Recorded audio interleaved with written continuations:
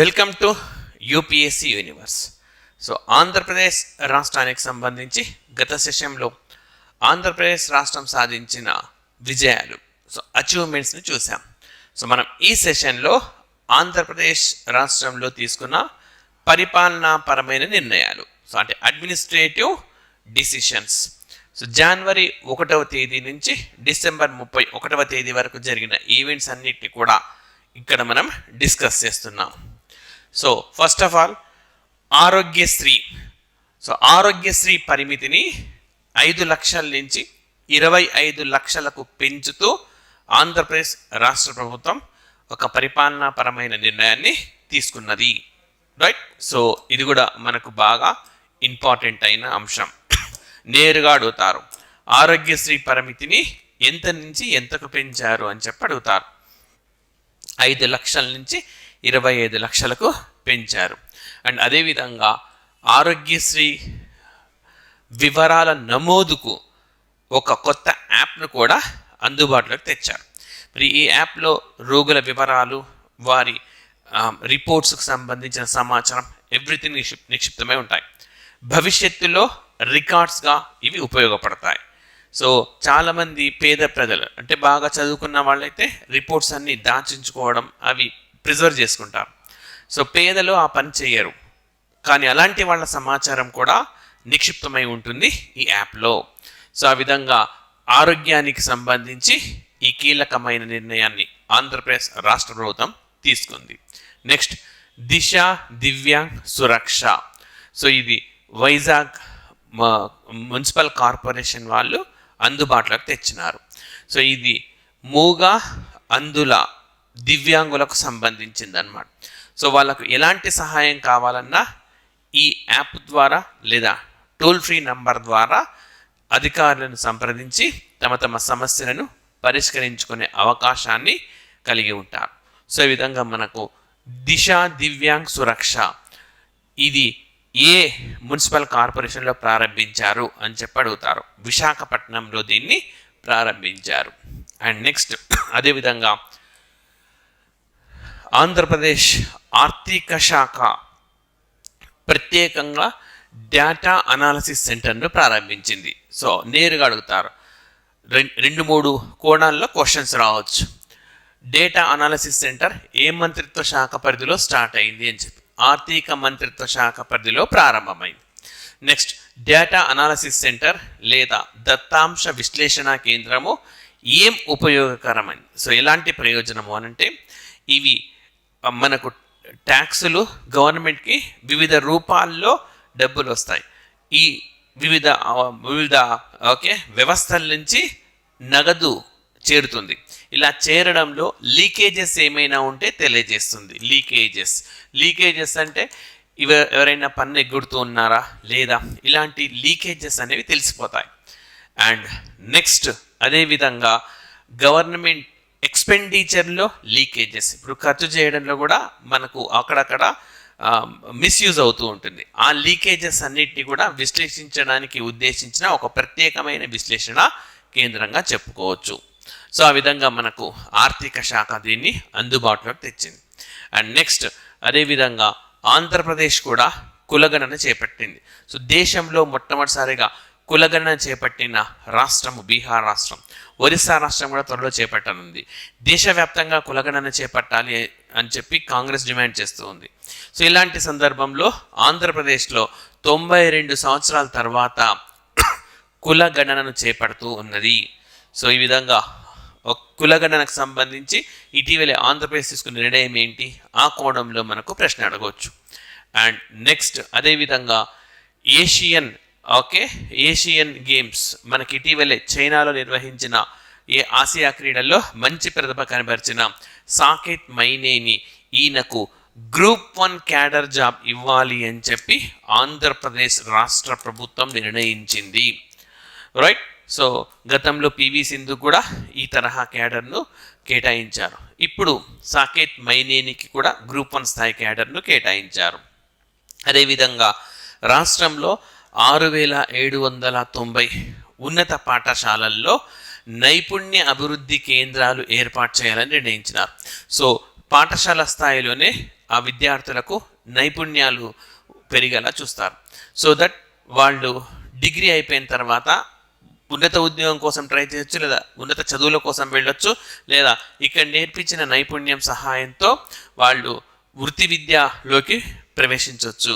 అంటే లేదా పెద్ద జాబ్ వచ్చే వరకు ఆల్టర్నేట్గా ప్రత్యామ్నాయంగా వారికి ఒక ఉపాధి అనేది ఉండేలా చేయడం కోసం 6790 హై స్కూళ్లలో దీన్ని అందుబాటులోకి తెచ్చారు. రైట్. అండ్ నెక్స్ట్ అదేవిధంగా కర్నూలులో జాతీయ న్యాయ విశ్వవిద్యాలయం నేషనల్ లా యూనివర్సిటీ నెలకొల్పబోతున్న సంగతి తెలిసిందే. ఇందుకు గాను రాష్ట్ర కేబినెట్ 100 ఎకరాలను కేటాయిస్తూ నిర్ణయం తీసుకున్నది. రైట్. నెక్స్ట్ మరి చాలా కీలకమైంది, ఆంధ్రప్రదేశ్లో స్థానికత నిర్వచనాన్ని మార్పు చేస్తూ రాష్ట్ర ప్రభుత్వం నిర్ణయం తీసుకుంది. కొత్త జిల్లాలు ఏర్పడిన నేపథ్యంలో ఇది అనివార్యమైంది. సో గతంలో స్థానికత నిర్వచనం ఎలా ఉండింది అని అంటే 10th క్లాస్ లోపు 6th to 10th క్లాస్లో ఎక్కువ ఎక్కడ చదివితే ఆ జిల్లాలో స్థానికుడిగా ఉండింది. రైట్. 6th to 10th అంటే 6th, 7th, 8th, 9th, 10th ఈ 6 సంవత్సరాలు అనమాట. ఎక్కువ ఎక్కడ చదివారో ఆ జిల్లా వాస్తవ్యుడు. ఇప్పుడు 7th క్లాస్ వరకే తీసుకుంటారు. 1st class to 7th class, 1st, 2nd, 3rd, 4th, 5th, 6th, 7th ఈ 7 సంవత్సరాల్లో ఎక్కువ ఎక్కడ చదివారో అంటే 4 years అనమాట.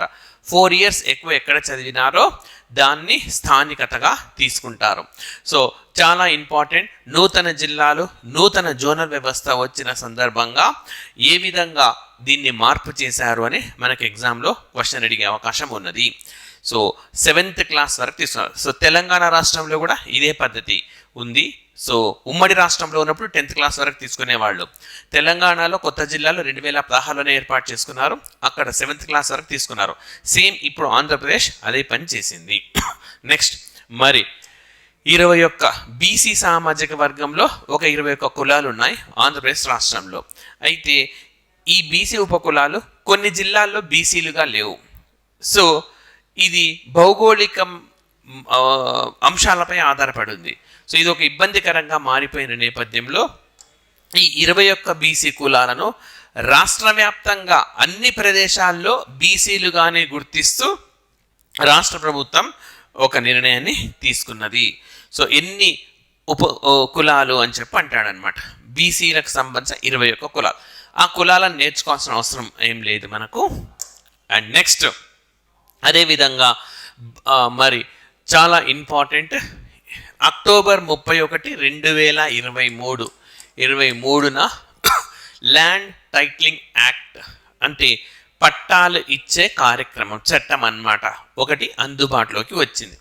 సో భారతదేశంలోనే ఈ తరహా చట్టాన్ని తీసుకొచ్చిన తొలి రాష్ట్రంగా మనకు ఆంధ్రప్రదేశ్ చెప్పుకోవచ్చు. అయితే ఇది నిజానికి అక్టోబర్ 31న అమల్లోకి వచ్చిన తాత్కాలికంగా నిలిపివేసింది. రైట్. సో మనకు రీసెంట్గా హైకోర్టుకు సమర్పించిన అఫిడవిట్లో కూడా చెప్పింది ఇంకా అమలు చేయడం లేదని చెప్పి. ప్రాబ్లం ఏంటనంటే ఒక స్థలానికి సంబంధించి రిజిస్ట్రార్ ఆఫీస్లో ఒకలా ఉంటుంది, కలెక్టర్ కార్యాలయంలో ఒకలా ఉంటుంది, మున్సిపల్ ఆఫీస్లో ఒకలా ఉంటుంది. ఒక వ్యక్తి తన భూమి కొన్నా, చాలా కాలంగా భూమిని కలిగి ఉన్నా అన్ని ప్లేసెస్లో టైటిల్ అనేది ఉండదు. సో ఏదో ఒక ఆఫీసులలో దీన్ని తప్పుడుగా రికార్డు నమోదు చేసి మళ్ళీ భూ వివాదాలు కూడా జరుగుతూ ఉంటాయి. అలాంటి వాటికి తావివ్వకుండా పక్కాగా టైటిలింగ్ ఇవ్వడం అన్నమాట. సో ఈ విధంగా ఒక విధానాన్ని తీసుకొని వచ్చింది. ఎట్ ద సేమ్ టైం మనకు గతంలో ఈ భూ వివాదాలకు సంబంధించి సివిల్ కోర్టును ఆశ్రయించాల్సిన పరిస్థితి ఉండింది.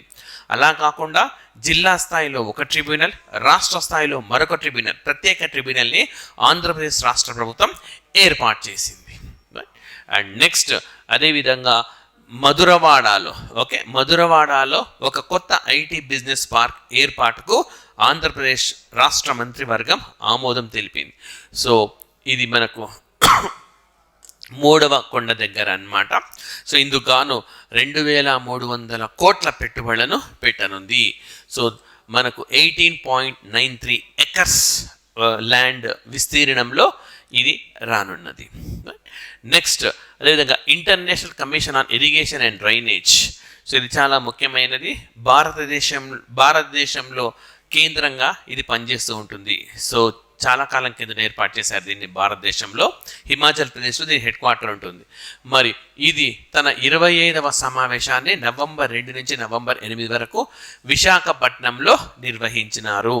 సో మరి నానాటికి వ్యవసాయ రంగానికి నీరు తగ్గిపోతుంది, సాగునీరు తగ్గిపోవడంగా చెప్తూ ఉంటాం మనం. సాగునీరు అనేది తగ్గిపోతూ ఉంటుంది. అదేవిధంగా సాగునీరు తగ్గిపోవడం, సాగు తగ్గడం ఆహార భద్రత ముప్పునకు దారితీస్తుంది. సో ఈ సమస్యలన్నింటినీ పరిష్కరించడం దిశగా జరిగిన సమావేశం ఇది. ఎక్కడ జరిగింది అని అంటాడు, వైజాగ్లో నిర్వహించినారు. రైట్, మీకు గుర్తుంటే ఇదే వైజాగ్లో మనకు వరల్డ్ ఇన్వెస్టర్ సమ్మిట్ కూడా నిర్వహించారు. పెట్టుబడులకు సంబంధించిన సెషన్లో అది ఆస్పిరెంట్స్కి అందిస్తాం. నెక్స్ట్ అదేవిధంగా English edge, liquid English edge అనే సంస్థతోటి ఆంధ్రప్రదేశ్ రాష్ట్ర ప్రభుత్వం ఒక ఒప్పందాన్ని కుదుర్చుకున్నది. ఇదేంటంటే స్కూల్ పిల్లలకు, అంటే ప్రభుత్వ పాఠశాలలో చదువున్న పిల్లలకు టోఫెల్కు సమాయత్తం చేయడం అన్నమాట. So test of English and foreign language అని అంటాం. So test of English as a foreign language. So విదేశాల్లో ఉన్న చదువుకు వెళ్ళాలన్నా, ఉద్యోగాలకు వెళ్ళాలన్నా ఈ స్కోర్ అనేది మనకు చాలా ఇంపార్టెంట్. సో ప్రభుత్వ పాఠశాలలోని పిల్లలకు కూడా ఇది ఉచితంగా క్లాసులు చెప్పడంతో పాటు సంబంధిత మెటీరియల్ని కూడా ఈ సంస్థ ఆ పిల్లలకు ఫ్రీగా ఇస్తుంది. సో ఆ విధంగా ఈ అగ్రిమెంట్ అనేది కుదిరింది. నెక్స్ట్ మరి గ్రామీణ ప్రాంతాల్లో మనం ఎఫ్డిఆర్ టెక్నాలజీని వినియోగించి రహదారులను నిర్మించాలని చెప్పి ఆంధ్రప్రదేశ్ రాష్ట్ర ప్రభుత్వం నిర్ణయించింది. ఎఫ్డిఆర్ అని అంటే ఫుల్ డెప్త్ రిక్లమేషన్ అని. సో చాలా ఎక్కువ కాలం మన్నికగా, చాలా ఎక్కువ కాలం నాణ్యతాయుతంగా ఉండే రహదారులుగా ఈ సాంకేతిక పరిజ్ఞానంతో ఉంటాయి. సో మరి ప్రయోగాత్మకంగా దీన్ని కృష్ణా జిల్లాలో కండక్ట్ చేశారనమాట. కృష్ణా జిల్లాలో ప్రయోగాత్మకంగా వేశారు. ఇది యాక్చువల్గా మనకు తెలుగుదేశం ప్రభుత్వం ఉన్నప్పుడే ఈ రహదారిని నిర్మించినారు. అది బాగుంది అని తేలడంతో రాష్ట్ర వ్యాప్తంగా అన్ని గ్రామాల్లో ఈ సాంకేతిక పరిజ్ఞానంతో తీసుకురావాలని చెప్పి నిర్ణయించారు.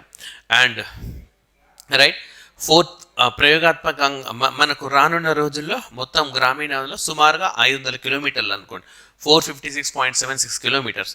ఇందుకు గాను 313.41 crore బడ్జెట్ను కూడా ఆంధ్రప్రదేశ్ రాష్ట్ర ప్రభుత్వము కేటాయించింది. అదేవిధంగా మనకు ఆహార ప్రాసెసింగ్ అన్నమాట, ఆహార శుద్ధికి సంబంధించినవి రైట్ ఇండస్ట్రీస్, దీనికి ఎస్బీఐతో ఆంధ్రప్రదేశ్ రాష్ట్ర ప్రభుత్వం ఒప్పందాన్ని కుదుర్చుకున్నది. ఫుడ్ ప్రాసెసింగ్ ఇండస్ట్రీస్, ఈ ఇండస్ట్రీస్ను ఎవరైతే నెలకొల్పాలనుకుంటున్నారో వాళ్లకు కేవలం 6% వడ్డీతో రుణాలు ఇస్తుంది. ఇందుకు ఎస్బీఐకి ఆంధ్రప్రదేశ్ గవర్నమెంట్కి మధ్య ఒప్పందం కుదిరింది. సో కొల్లేటరల్ ఫ్రీ లోన్ అంటే లైక్ జామీను లేకుండా, ఎలాంటి జామీను లేకుండా, పూచీకత్తు కూడా చెప్పచ్చు, పూచీకత్తు లేకుండా 10 లక్షల మేరకు మనకు ఎస్బీఐ ఇంట్రెస్ట్ లోన్ ఇస్తుంది 6% ఇంట్రెస్ట్తో. సకాలంలో చెల్లించిన వాళ్ళకి వడ్డీ రాయితీ కూడా ఈ పథకంలో భాగంగా కల్పించనున్నారు. రైట్. అండ్ అదేవిధంగా ఆంధ్రప్రదేశ్ రాష్ట్ర ప్రభుత్వం 6వ తరగతి నుంచే కృత్రిమ మేధ క్లాసెస్ను బోధించాలి అని చెప్పి నిర్ణయించింది. సో నేరుగా అడుగుతారనమాట విద్యారంగానికి సంబంధించిన అభివృద్ధి. సో ఏ తరగతి నుంచి కృత్రిమ మేధ క్లాసెస్ను నిర్వహించాలనుకుంటున్నారు అని. నెక్స్ట్ అదేవిధంగా ప్రభుత్వ ఉద్యోగులకు జీపీఎస్ సిస్టమ్, జీపీఎస్ అంటే గ్యారంటీడ్ పెన్షన్ సిస్టమ్ అందుబాటులోకి తేవాలని ఆంధ్రప్రదేశ్ రాష్ట్ర ప్రభుత్వం నిర్ణయించింది. సో యాక్చువల్గా ప్రతిపక్ష నాయకుడి హోదాలో అప్పట్లో జగన్ ఓల్డ్ పెన్షన్ సిస్టమ్ తీసుకొని వస్తానన్నారు. కానీ అవి కొంత ప్రాక్టికల్గా ఇబ్బందులు వచ్చిన నేపథ్యంలో జీపీఎస్ వైపుకు వెళ్తామని చెప్పారు. సో మనకు జీపీఎస్ అంటే గ్యారంటీడ్, ఇంత మొత్తంలో గ్యారంటీగా రావడం అంటే నూతన పెన్షన్ సిస్టంలోనే ఉంటూ, నూతన పెన్షన్ సిస్టమ్ అనేది మార్కెట్ పైన ఆధారపడి ఉంటుంది కాబట్టి మార్కెట్ పైన ఆధారం లేకుండా కొంత గ్యారంటీగా వచ్చేలా ఒక కొత్త విధానాన్ని తీసుకొని వచ్చారు. సో దాన్ని రాష్ట్రంలో అమలు చేయనున్నారు. అండ్ అదేవిధంగా రాష్ట్ర ప్రభుత్వ ఉద్యోగులకు సంబంధించి కొన్ని కీలకమైన నిర్ణయాలు తీసుకున్నారు. ఎవరైతే పదవీ విరమణ పొందే నాటికి సొంత స్థలాన్ని కలిగి లేరో వారికి ఒక సొంత స్థలాన్ని ఇచ్చేలా ఒక కొత్త విధానాన్ని తీసుకొని వచ్చింది. అదేవిధంగా ఒక ప్రభుత్వ ఉద్యోగి పదవీ విరమణ అనంతరం కూడా రిటైర్ అయిన తర్వాత కూడా అతని పిల్లలకు ఆరోగ్యశ్రీ వర్తింపజేయడం, ఫీజ్ రీఎంబర్స్మెంట్ దాన్ని కూడా వర్తింపచేయాలి అని చెప్పి రాష్ట్ర ప్రభుత్వం నిర్ణయించింది. అండ్ అదేవిధంగా 10,117 కాంట్రాక్ట్ ఉద్యోగులను రెగ్యులరైజ్ చేయాలని. సో June 2, 2014 అంటే రాష్ట్రం 2 తెలుగు రాష్ట్రాలు విడిపోయిన డేట్ అది. ఆ డేట్ కట్ ఆఫ్ను ఆధారంగా చేసుకొని 10,117 ఒప్పంద ఉద్యోగులను క్రమబద్ధీకరించాలి అని చెప్పి రాష్ట్ర ప్రభుత్వం నిర్ణయించింది. కట్ ఆఫ్ డేట్ కూడా గుర్తుపెట్టుకోవాలి. అండ్ అదేవిధంగా రాష్ట్రంలో ఇంటర్నేషనల్ బకాలారియట్ సిలబస్ అందుబాటులోకి తేవాలని నిర్ణయించింది. సో ఇది మనకు స్విట్జర్లాండ్లో అమలవుతూ ఉంటుంది. సో ఇంటర్నేషనల్ బకాలారియట్ అని అంటే ఓపెన్ బుక్ సిస్టమ్గా చెప్పవచ్చు. సో బుక్స్ ఇచ్చేస్తారు, చూసి రాయొచ్చు. సో ఏంటి బుక్స్ ఇచ్చినప్పుడు చూసి రాయడం అంటే ఆ బుక్ను కనీసం 3-4 సార్లు తరవుగా చదివి ఉంటే కానీ ఆన్సర్లు రాయడం సాధ్యం కాదు. క్వశ్చన్ ఫ్రేమింగ్ అలా ఉంటుంది. మరి అలాంటప్పుడు బుక్ ఎందుకు అన్నప్పుడు డేటా కోసం అన్నమాట. సో డేటా ఇక్కడ ఎక్కువగా విశ్లేషణాత్మకమైన క్వశ్చన్స్ అడుగుతారు. లైక్ మామూలుగా మనం చెప్పుకోవాలంటే ఫర్ ఎగ్జాంపుల్ భారతదేశంలో 12 పంచవర్ష ప్రణాళికల ఉంది. ఈ 12 5-year ప్లాన్స్లో ఏ విధంగా వ్యవసాయ రంగం మారింది అని చెప్తే ఇప్పుడు మనం రాసే పద్ధతిలో ప్రతి ప్రణాళికలో వ్యవసాయ రంగం అభివృద్ధి అంత గణాంకాలు గుర్తుంచుకోవాలి. అక్కడ అట్లా కాదు, ఆ గణాంకాల సపోర్ట్ బుక్లో తీసుకోవచ్చు. కానీ వ్యవసాయ రంగంలో ఏం మార్పు వచ్చింది, జాతీయ ఆదాయంలో దాని వాటా ఎంత, ఉద్యోగాల కల్పనలో దాని వాటా ఎంత, ఏ విధంగా మారుతూ వస్తుంది, అదేవిధంగా పారిశ్రామిక రంగం ఏ విధంగా వ్యవసాయ రంగం పైన అప్పుడు ఆధారపడింది, ఇప్పుడు ఆధారపడింది, సేవా రంగం ఏ విధంగా వ్యవసాయ రంగం దోహదం చేస్తుంది, ఇట్లా భిన్నమైన కోణాల్లో విశ్లేషణ చేసేందుకు అవకాశాన్ని ఏర్పరుస్తుంది. సో ఈ విధంగా ఇంటర్నేషనల్ బకాలారియట్ని తీసుకురావాలి అని చెప్పి నిర్ణయించింది. అదేవిధంగా గ్రామ సచివాలయాల్లో సమాచార హక్కును అమలు చేయాలి అని చెప్పి రాష్ట్ర ప్రభుత్వం నిర్ణయించింది. సో ఇది ఎందుకు అనంటే ట్రాన్స్పరెన్సీ పెంచడం కోసం. ట్రాన్స్పరెన్సీ అని అంటే మనము పారదర్శకతగా చెప్పుకోవచ్చు. సో పారదర్శకతను పెంచడం కోసం ఈ నిర్ణయం తీసుకున్నారు. అదేవిధంగా పంచాయతీల్లో నగదు రహిత చెల్లింపులు చేయాలని చెప్పి కూడా ఆంధ్రప్రదేశ్ రాష్ట్ర ప్రభుత్వం నిర్ణయించింది. సో మనకున్న online payment system, credit card కావచ్చు, డెబిట్ కార్డు కావచ్చు, లేదా యూపీఐ ద్వారా పంచాయతీలో ఏమి చెల్లించాలన్నా దీనికి ఆ వెసులుబాటు కల్పిస్తారు. నెక్స్ట్ అదేవిధంగా మనకు విజయనగరం జిల్లా మెంటాడ మండలం చిన్నమేడపల్లిలో ఒక గిరిజన విశ్వవిద్యాలయాన్ని ఏర్పాటు చేయాలని చెప్పి నిర్ణయించినారు. సో 834 కోట్లతో. ఇది యాక్చువల్గా మనకు విభజన చట్టంలో ఉన్నదే. సో కేంద్ర ప్రభుత్వం దీన్ని ఏర్పాటు చేయనుంది. ఈ ప్లేస్ ఎక్కడ అన్నది మనకు ఇంపార్టెంట్ అన్నమాట. అండ్ అదేవిధంగా మనకు ఈ క్రాప్ సంబంధించి ఒక కొత్త యాప్ను అందుబాటులోకి తెచ్చారు. సో ఈ క్రాప్ అంటే ఎలక్ట్రానిక్ క్రాప్ అన్నమాట. సో రైతులకు సంబంధించిన అన్ని వివరాలను ఈ యాప్లో నమోదు చేస్తారు. రైట్. సో పంటల బీమాకు సంబంధించి అయినా లేదా రైతు భరోసా అయినా అన్నీ ఈ యాప్ ద్వారానే జరుగుతాయి. అండ్ ఈసారి ప్రత్యేకత ఏంటి అని అంటే జియో ఫెన్సింగ్ తెచ్చారు. జియో ఫెన్సింగ్ అంటే లైక్ ఫర్ ఎగ్జాంపుల్ ఇది ఒక రైతుకు సంబంధించిన పొలం అయితే గతంలో రైతు ఇక్కడ నిలబడి మొత్తం చిత్రీకరించి అప్లోడ్ చేయాల్సి ఉంటుంది. సో అది పద్ధతి. ఇప్పుడు ఏం చేస్తారు, దీంట్లో మార్పు చేసి ఇది పొలం అయితే రైతు మధ్యలో నిలబడి తన సరిహద్దులను మార్క్ చేయాల్సి ఉంటుంది అని పిక్చర్ తీస్తారు. సో ఆ విధంగా ఇక్కడ భూ వివాదాలు పరిష్కరించడం కోసం మనకు ఈ నిర్ణయం తీసుకున్నారని చెప్పొచ్చు. సో జియో ఫెన్సింగ్ అన్నమాట. రైట్. సో ఆ మార్పు పైన క్వశ్చన్ వచ్చే అవకాశం ఉన్నది. అండ్ అదేవిధంగా ఆంధ్రప్రదేశ్ రాష్ట్రంలో కొత్తగా జిల్లాలు ఏర్పడ్డాయి. కొత్త జిల్లాలు ఏర్పడిన నేపథ్యంలో జోనల్ సిస్టంలో మార్పులను తీసుకొని వచ్చిన. సో ఇది 2 రకాలుగా ఉపయోగం.